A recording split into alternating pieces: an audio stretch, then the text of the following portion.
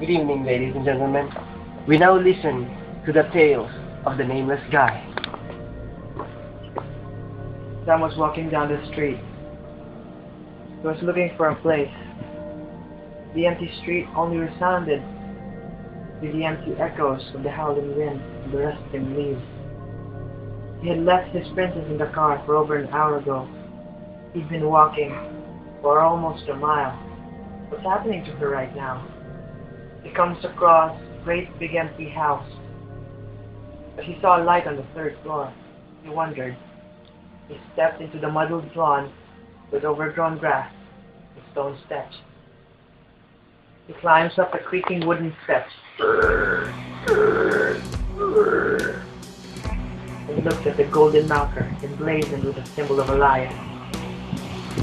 He looks at the silver ring in its mouth and knocks 3 times on the wooden door. The door opens, creaking with the ancient sound. Steps inside and says, "Hello? Hello? Is anybody there?" But his voice falls on deaf ears. He looks to the right, to the left.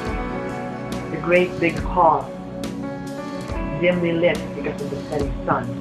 The furniture covered almost a half-inch thick with dust and covered with silk covers. He looks around. He hears rustling from above. Thinking that someone might be there, he starts into the room, the great big hall, up into the stairs. He barely glimpses the kitchen down below. He passes through rows of rooms, corridor upon corridor.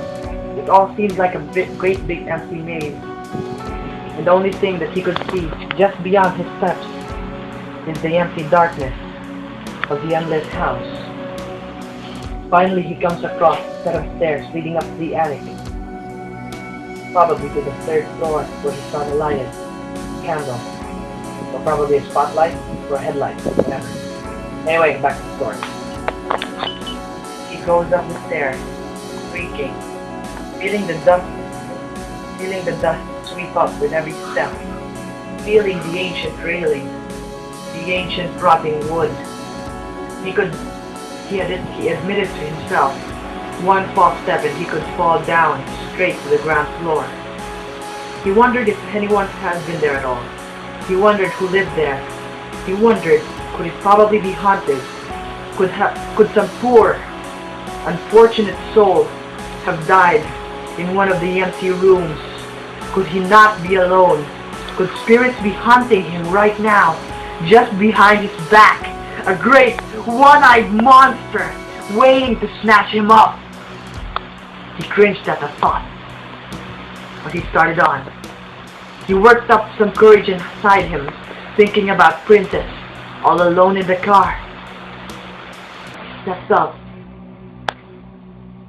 Through the hole in the door key, he could see a light. He wanted to knock, but decided to just step inside.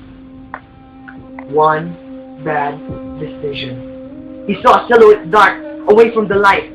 Startling himself as he opened the door, he ran away. He ran down. He ran fast. He was scared. The silhouette, it looked different, unhuman. It sounded like it fell upon him, heavy, chasing after him. It sounded unearthly, alien to him. He started down and fell on the steps. He fell from the 2nd floor to the 1st. Princess. He fell with a great crash. Princess, He fell on the carpet and stirred up the dust. He coughed and brushed it off him. He looked back thinking he would see some great big, hairy monster after him, but only emptiness. That 30 seconds was too much for him. He decided to go outside. This time, the sun was already setting. He looked at his watch. 6 o'clock exactly. He was lucky there was still some light. He thought it had already turned dark the moment he stepped inside the building. He walked outside. Where the light had been on the third floor, he could see nothing. Through the broken glass in the empty window, he could see only darkness. He swore he saw the curtain move once or twice, but decided it was only a trick of his eye. He moved past the empty lawn with the overgrown grass. He saw a gnome statue at one end, staring at him creepily, but then shrugged it off. That day had been too much for him. To be continued. Just before that road trip, everything was so fine. They ate at a diner. They went and saw the world's largest ball of yarn. And then it all went desperately wrong when they entered that town. He only needed to gas up his car, but all he could find in the town was rows of house after house, closed stores, empty windows, and dust balls rolling down the street. Creepy. At one point, he saw a store. Its name, Evridge Novelty Shop. He saw some of the items inside. Various bottles, what looked like test tubes. It almost looked like an apothecary to him. By the way, if you don't know what an apothecary is, it's the ancient term for a pharmacy. He swore he could have seen a shrunken head inside, but then he had seen so much that day he didn't really care. If a ghost crept up on him and found one, he wouldn't have run. By the way. He just didn't care. He decided it was just too much. He stared back. He stared back on the empty road and decided to head back for Princess. He had been gone almost an hour and a half. Agreed. What could she be thinking right now? All she had as a companion was their little naked mole rat. They called Gerbil. Actually, Gerbil is not a naked mole rat, but they decided to call him that. Quote unquote. Anyway, started back, thinking about Princess.